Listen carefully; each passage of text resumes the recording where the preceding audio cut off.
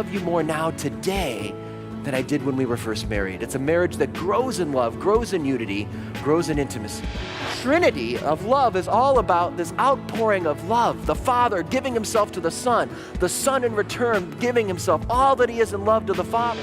Men and women are attracted together. What is it that happens when boy meets girl and there's that initial spark? What's going on?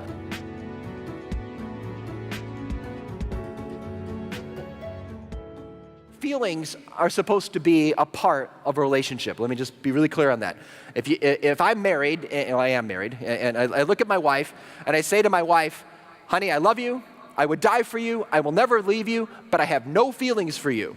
That's not an ideal relationship, right? So feelings should be a part of a relationship. The danger is when we make feelings the primary gauge of our relationship. If I want to measure, is this truly a relationship of love? If I go to my feelings, that's going to be dangerous. And John Paul II said that today, many people reduce love to feelings. And that's dangerous because feelings are misleading. And he goes back and he gives a little basic, theology 101. And he talks about how every human person has a mind, an intellect, and we have a will, and we have our passions and emotions. So we all have an intellect, we all have a will, and we all have passions and emotions. Which part of our soul has the job of discerning truth? If I want to know the truth about this other person, is he virtuous? Is he good? If I want to know the truth about the relationship, is this really a relationship of love? What part of my soul should I seek that information? My mind, my will, or my passions and emotions? I mean, think about it. What part of our soul seeks truth? It's our mind. God gave us a mind to seek truth. When I show up at math class, I have to use my mind. I can't imagine if I go into math class and say, teacher, for me, 2 + 2 feels like 5. It just feels like 5. 5 has those 2 straight lines and then the curve. It just feels so good. You're insane, right? You're never going to math class and doing that, but the same thing is true. When you're in a relationship of love, you've got to bring your mind into the relationship. You can't just be swept away by your feelings. We have to be able to ask questions. Is this a man of virtue? Is this a man that I can be shoulder to shoulder with in raising children? These are the kinds of questions I have to ask. Is this the kind of man that's going to lay down his life for me? We've got to ask these questions, the questions of truth, John Paul II says. But he also says, if someone is swept away by emotions, our emotions avoid the questions of truth, says John Paul II. And I think our day and age really exploits our emotions, in the area of love. If you just think of the average love song out there, you turn on Delilah at night. What are the love songs on there? I mean, how many of them talk about self-giving love? I love you because I want to will the good of you. No one does that, right? But all the emotions are all of the love songs are all about, I can't live without you. You're the only thing I need. And those things aren't true. You've lived a long time without this person, and there are other things you need in life, including God, okay? But these emotions just get you swept away. Oh, this is all I need, And then a lot of TV shows and movies constantly get us to think of love as purely emotions. Now, whenever I go on college campus, I always love to use this one example. So some of you, when I visited you this in the past year, you remember this one. I love to talk about the movie Titanic, because I think the Titanic's understanding of love is as much as a disaster as the original shipwreck. If you think about what happened in that movie, I mean, Jack and Rose, remember Leonardo and Kate? Okay, you remember Jack and Rose, the two main characters. So many young people saw this movie and they loved it. Oh, this is wonderful. And in fact, teenage women went to watch this movie over and over and over again, studies showed. Why did young women go back over and over and over again to watch Titanic? It's because young women love movies about boats. No! It's because I think it's tapping in to this hyper-sentimental view of love that's out there. And so you think about the main characters. Put your mind into the movie. Put your mind in the movie. The two main characters, did they have this perfect love? How long did they know each other? Like 3 days. And most of those days, they weren't even together, right? They're on separate ship decks, separate floors. They barely knew each other. And yet this is the love that would have lasted forever if the boat didn't sink. That's not true. You know, Titanic's vision of love, you know, if you had to pick an icon, a picture, it's this. Remember this? That's love. That's what true love is in Titanic. And shortly after the movie came out, they had to put security officers at the front of all these cruise liners. Because there are all these young women that wanted their boyfriends to take them on a cruise and just hold me like Jack held Rose.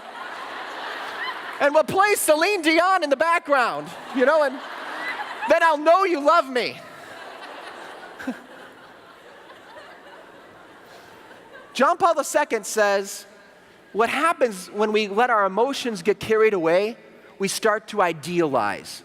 We start projecting on this person all these values, all these qualities that they don't really have in reality. And so, for example, you know, some gal shows up at the Newman Center, at the campus ministry, at your chapel, you know, on your campus, and she shows up for some social event one night, and there's a new young man there. He's very handsome, and he comes up, and you have a conversation with him. Let's say you're this gal. You have a conversation with him for 20 minutes, and in that conversation, you find out he has about at least 6 out of the 17 items you have on your great list, you know, of the ideal guy. And then this young gal walks away from the conversation, and wow, she's starting to think about him. I want to go to the Newman Center again. This is fun. And she's thinking about him all day long. She's starting to think about wedding dresses. And okay, you laugh, but you've all told me. I'm serious. Women have come up when I use that example, and they come up, yeah, we do that, actually. Yeah, 20 minutes, we can do that, you know. So I always tell the guys, be careful about a 20-minute conversation. But what's going on there? John Paul II teaches that what's happening is that we project upon that other person all of the qualities and values that we long with all our heart to find in another person. We have this ideal Mr. Right, and we desire him to fulfill everything we want in life. And I meet someone that has, you know, half of those qualities, and so I project him and make them like, you know, Blessed Pier Giorgio or some great Catholic manly guy, you know, and he's just this great man, and he's so wonderful because I'm so longing to find that perfect person. But when we do that, are we really in love with this other person? No. We're in love with just an image we created. And in the end, John Paul II says, when a woman does this, she's just using the guy to fulfill these emotional needs that she has. And so we want to be careful of that. And because when we do that, that's also going to leave us with great disappointment. John Paul II teaches that many people will end up in disillusionment if relationships is built on that kind of idealization. Because eventually, you're going to have to come in contact with the real person. Not this ideal you created up here, but the real person. Eventually, you're going to have to come in contact with him. And when he does not fulfill all those great desires that you originally intended, you're going to feel frustrated. And that's why many relationships that seem to be so wonderful and spectacular at the beginning crash suddenly. It's because they were built not on solid foundations of love, but on more on the emotions. So in closing, let's consider the big picture of love then. You know, John Paul II, at the end of his work, Love and Responsibility, he talks about an immature love and a mature love. He says an immature love is a love that is inward looking. It's a love that focuses on, what do I get out of the relationship? What pleasure do I get out of the relationship? Or what emotions do I have? Or what good feelings do I get? And he says that's not love. He says, in fact, that's just what he calls, quote, a psychological experience. He says, when you're doing that, when you're always just looking at what I get out of it, you're just having a psychological experience. You're reacting to the body of the other person or the rush of emotions, and that's not really love. He says if true love consists of 2 things, and they really go together hand in hand. 2 things. He talks about self-giving and responsibility, he says. Self-giving love, dying to myself to serve the other person, that person dying to themselves to serve me. We're not seeking our own interests, we're seeking what's truly best for each other and what's best for the bond, the relationship we have together. We must have this sacrificial, self-giving love. And when we do that, we have a profound sense of responsibility and care for that other person. And in the end, that's deeply what I think we all want and desire on our hearts, is a sense of someone else that cares for me so much so that I can be myself fully vulnerable with this other person. Now, there's a lot more on this very topic I want to get into, but I'm noticing this little clock here tells me I'm out of time. But I'm hoping when we do this little interview, we can continue a little bit on this idea of self-giving and responsibility. But for now, let's just close with a glory be, and then we'll transition. In the name of the Father, and the Son, and the Holy Spirit, amen. Glory be to the Father, and to the Son, and to the Holy Spirit, as it was in the beginning, is now, and ever shall be, world without end. Amen. All right, everybody. I have with me Dr. Shree, and so give it up. Thank you, Dr. Shree, so much for being here. And I hope it's not intimidating, but I invited Our Lady along. I like having Mary close. That's good. So that's always good. And so I just have to ask you, because I know all of us ladies are wondering, we just wanted to know if you and Elizabeth went on a boat cruise and also did this thing. No? Yes? Yeah, I'm not so interested. Okay. Oh, good. I was just wondering if you could just start off kind of the way you ended with your talk a little bit about just what it means to be self-giving and the responsibility we have for one another, especially those that we love. Yeah, in Theology of the Body, John Paul II really paints a picture, a beautiful picture by going back to the story of original marriage with Adam and Eve on the ideal marriage, what we should be aiming for. And this is something that's hard for us to achieve, fallen men and women, but it's something that we want to look at as the ultimate model that we can, through God's grace, at least come close to. And I think it's important for us even now, even if you may be in college and marriage may be many, many years down the road. Right now, we're performing we're developing certain habits and patterns of relationship that will set me up for better or for worse in a certain kind of marriage, and I would want to know what the goal is. And I think John Paul II does it beautifully in Theology of the Body, where he goes back to Adam and Eve, and he talks about how they didn't have sin originally, so they had no selfishness, so there was no self-getting love at all. It was total self-giving. So imagine Eve every day knew that her beloved, Adam, was always seeking what was best for her, always wanting what was best for her, always serving her, and Adam looked at Eve not just for her physical looks. She was beautiful as God made her, but looked at her more than that. He also looked at her more than just someone who was going to be a helpmate, to work in the garden, or a feminine companion to be with. He saw all those things, but he saw much more than that. John Paul II, Theology of the Body, says that Adam saw Eve with the vision of the Creator, the way the Creator made Eve.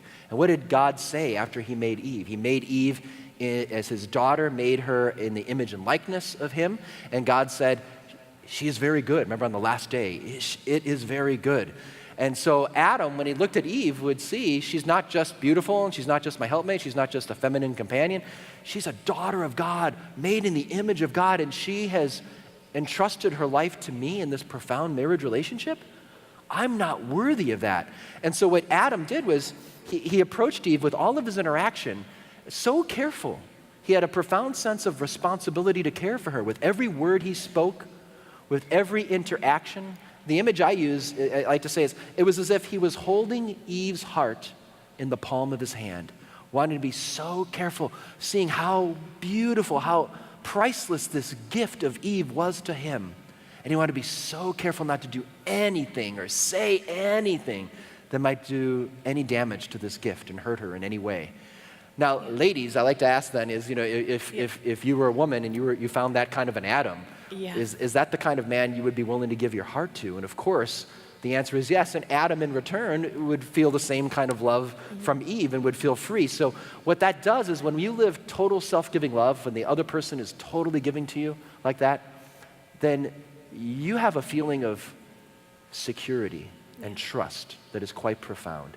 Yeah, so do you have any examples of, when these walls go up? I know all of the ladies are shaking their heads yes, we totally understand. Are there ways that we can prepare ourselves, to all that woundedness that we've just kind of collected, how we kind of can heal that and prepare for this relationship that you're talking about, for us, and just virtue and Yeah, I think part of it is, we are fallen, and there are going to be a lot of guys on college campuses that aren't going to be seeking out the best interests of a woman, and we have to be prudent. So it's not like God is saying, oh, just remove all walls and be vulnerable with every guy and share your whole life story the first day you meet with him.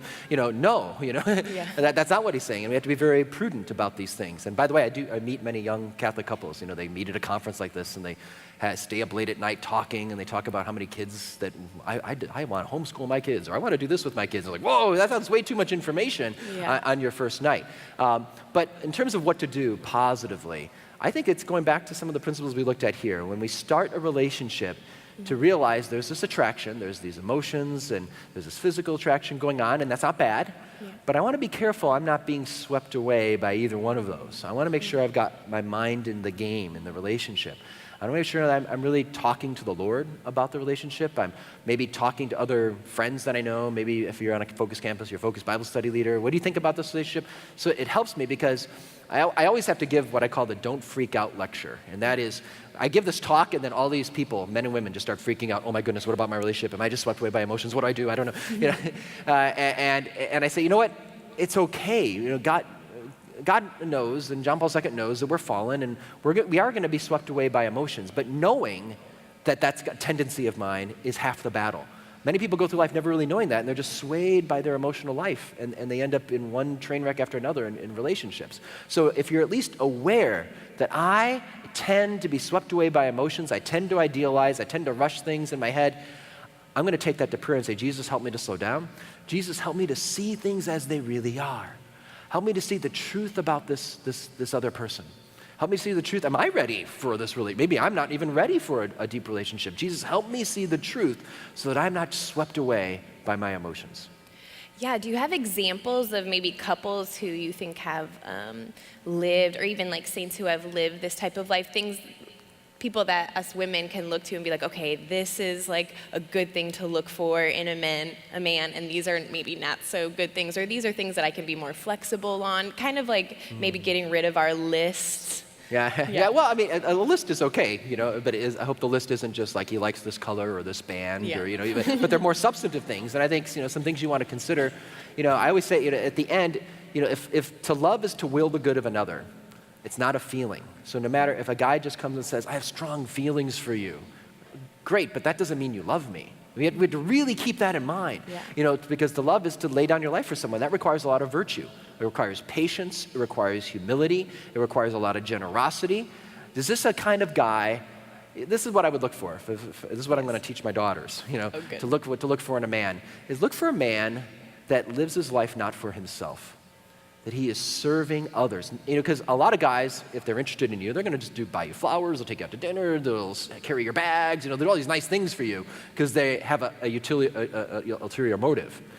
But if you want to really gauge, is this really a virtuous man, take a look, is this the kind of guy that lays down his life consistently? If he's the kind of guy that sits in front of a computer screen all day just playing computer games, he just entertains himself all day long, probably not the kind of guy that's going to be easy for him to really be sacrificial if he's doing that all day long. But some more specific things, though, I would really look for is, does he serve when he shows up, say, at a school event, whatever, a club, a team, or the campus ministry? Is he the kind of guy that he walks into those events and he serves? Or is he just a guy that kind of just is there for himself and he's flirting with the girls all the time? Is he really serving? Is he kind of, a great thing is to watch as the relationship develops. If you ever get to see him with his family, to watch how does this guy interact with his mom, with his dad, with his brothers and sisters. And if you see him having that sacrificial love lived out in his friends, with his classmates, with the people in the campus ministry, with his family, then that's a sign that he has a habit, he has a virtue that will be lived out with you. So don't just look, he's so kind with me, because a lot of guys will be really kind with you because they want your relationship. Mm-hmm. Well, good. Can you tell us maybe a little bit, how do we prepare ourselves for a life of sacrifice, especially a lot of us ladies wanting to, or having the desire to be married? Yeah, so now we're looking on our end. So what is it that we should be doing to grow in self-giving love? I was with the guys yesterday, and I used the example of how I coach a soccer team, and and I teach the boys and other coaches I've had come in that the way you practice is the way you're going to play in the game. And I made the analogy that right now, your years on campus, this is practice time. And if you goof around and you make mistakes and don't correct them at practice time, you're going to make mistakes in the real life of marriage and family. And so right now, we're developing the habits, and it's crucial the way that we live friendship, even with just our other sisters in Christ, but especially the way we may live relationships with our brothers, the opposite sex, friendship, romantic relationships, dating. That's setting patterns for how we're going to enter into marriage. So it's crucial that we try to live those relationships well now. A really simple thing I always advise young people to do is to practice self-denial in small things right now. When you are with your friends and you're riding on the bus home 30 hours back to South Dakota, say, you're going to be tired, you're going to be hungry, and if you're like me, I'll be tempted to complain and whine about things. Maybe just say, I'm going to make a little commitment. I'm not going to complain once. I'm not going to whine about anything. In fact, my commitment is 3 times a day, say, I'm going to do something to serve someone else on this bus ride back. That's small. It's not a lot. But by putting yourself in that habit of living for others is a crucial thing. Finding, volunteering. Many college students will often, good Catholic ones, they love to show up at great Catholic events. There's not as many that come forward and say, what can I do to help? Be the kind of man, or in this case, be the kind of woman, that is going to step forward and say, how can I serve? Develop those habits now, because once you're married, and especially once you have kids, you're going to have constant demands on you. And there's actually some studies that are showing a lot of young people today, when they enter into marriage and family life, different from maybe some generations beforehand, it's always stressful. But some studies are showing that the younger generation is finding it increasingly stressful, more than previous generations before. And so I think a lot of that has to do with the more selfish view that is prominent in our culture today.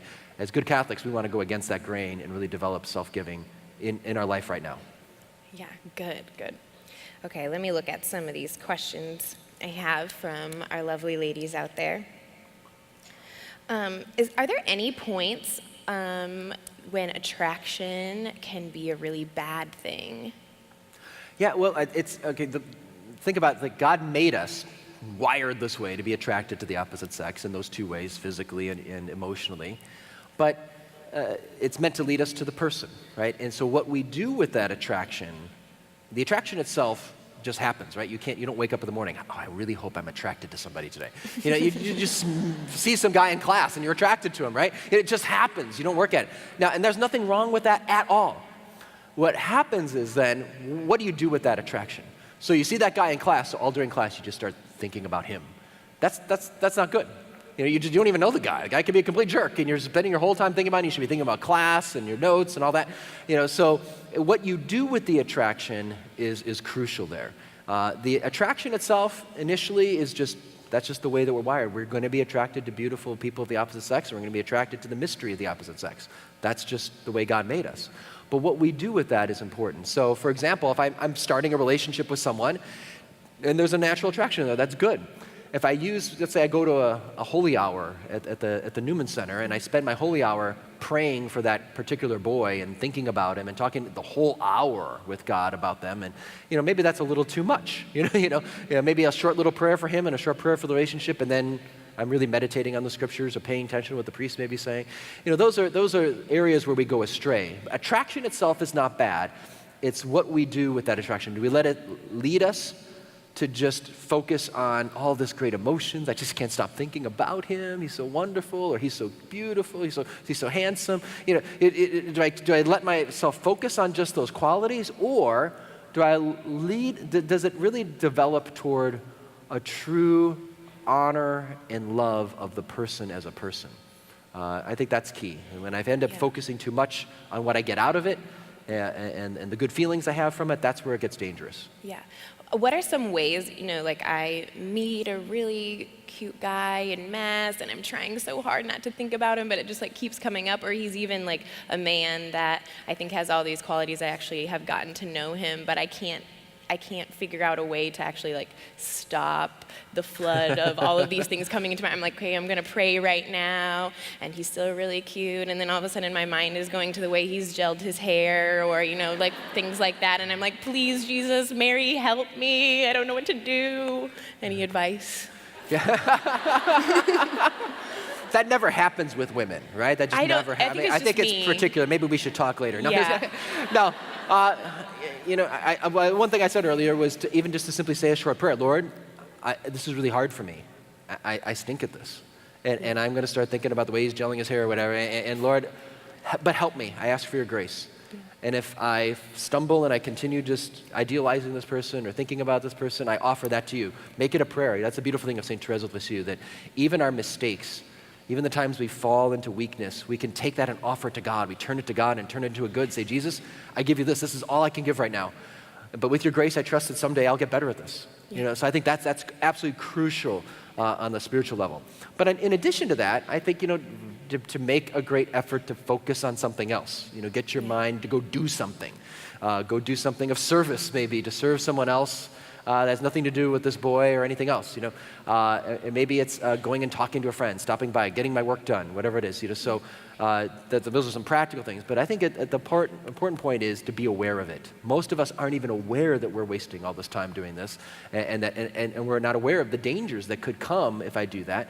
So I think that's half the game. And usually what happens, the feedback I get when I teach a semester-long course on this many times, or I go to a campus and then I come back to the campus and then people tell me, being aware of it has changed everything. I still struggle, but at least I'm struggling, whereas before I didn't even know there was a battle. Yeah, that's good. Well, thank you so much, Dr. Shree, for being here. We appreciate it so much. Thank you.